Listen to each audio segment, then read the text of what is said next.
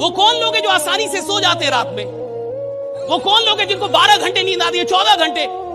पूरा परिवार अब तो जग जा नालायक, वो कह रहा 1 घंटे और, 14 घंटे सो रहा है, 12 घंटे सो रहा है। और किसी इंसान को अगर 12 घंटे नींद आती है, यानी अभी उसने सपने देखे ही नहीं है। सपनों का मतलब है कि हर 4-5 घंटे पे नींद टूट जाती है अपने आप, राइट? क्योंकि बेचैनी होती है कि सपना है, हर 4-5 घंटे में नींद टूट जाएगी। जिस वक्त आप कंफर्टेबल है उस वक्त पढ़िए। नींद को कंप्लीट लीजिएगा पढ़ाई के वक्त में, 7-8 घंटे दबा के सोइए। ऐसा नहीं है कि भोरे 4 बजे उठ गया, दिन भर भंगा रहे हैं भाई। जब 4 घंटा बचाने के लिए पूरा 24 घंटा खराब कर दिए। जब तक नींद नहीं अच्छी लेंगे आप पढ़ाई नहीं कर सकते हैं। पढ़ाई के लिए आप तो टेंशन ही मत लीजिएगा कि समझ में आएगा कि नहीं समझ में आएगा। टेंशन बस इस बात कर लीजिएगा कि जिंदा है ना, समझ में आ जाएगा। एक बार एक लड़की ने एक एंट्रेंस एग्जामिनेशन को क्रैक करने की बहुत कोशिश करी, बहुत मेहनत करी, लेकिन उसके बाद भी उसको क्रैक नहीं कर पाई। उसके पिता से अपनी बेटी की हालत देखी नहीं गई। किचन में पहले से उन्होंने गैस स्टोव के ऊपर 3 बोल रखे हुए थे। एक के अंदर कुछ आलू डाले, एक के अंदर कुछ अंडे और एक के अंदर कॉफी बीन्स। उसको उबलने के लिए छोड़ दिए।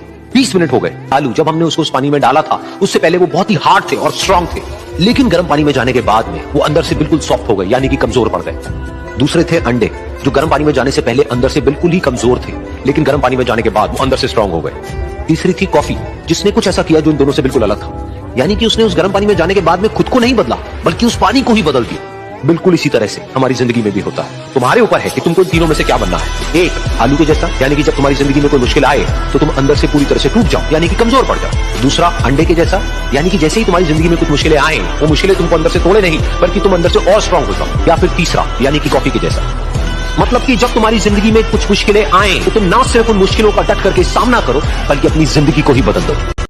तो हम सबसे हाथ जोड़ के विनती करेंगे कि 2 रोटी कम खाइए, लेकिन बच्चों को पढ़ाइए, और प्लीज अपनी बेटियों को रास्ता मत रोकिए। वो इस देश को बदल सकती हैं। लड़कियों को भी कहते हैं कि अगर माँ बाप आपको पढ़ने के लिए बाहर भेज रहा है तो बड़ा समाज से लड़ के भेज रहा है, तो उस समाज का भी ख्याल रखना है कि जब बारिश होती है तो हम छाता लगाते हैं, बारिश तो अपने वक्त पे रुक ही जाएगी। तो समाज भले लड़कियों को पढ़ने न दे, लेकिन छाता लगाना है, समाज से लड़ना है, और माँ बाप को यह साबित करना है कि समाज यही ना कहता है कि घर से बाहर जाएगी तो शायद संस्कार भूल जाए। माँ बाप को यह विश्वास दिला के रखना है। लड़कियों से भी कहेंगे कि बाहर निकलने के बाद, सफल होने के बाद माँ बाप को यह सिखाना है कि देखिए हमें संस्कार में 4 गुना बढ़ोतरी हो गई, आपको जिसका डर था हम वो कभी नहीं होने देंगे, हम आपके लिए हमेशा खड़े रहेंगे।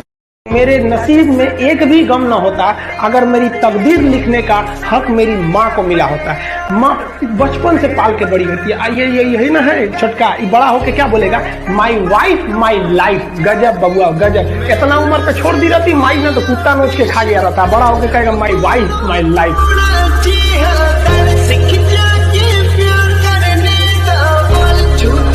ना थके अभी पैर, ना अभी हिम्मत हारी है। ना थके अभी पैर, ना अभी हिम्मत हारी है। हौसला है जिंदगी में कुछ कर दिखाने का, इसलिए अभी सफर जारी है।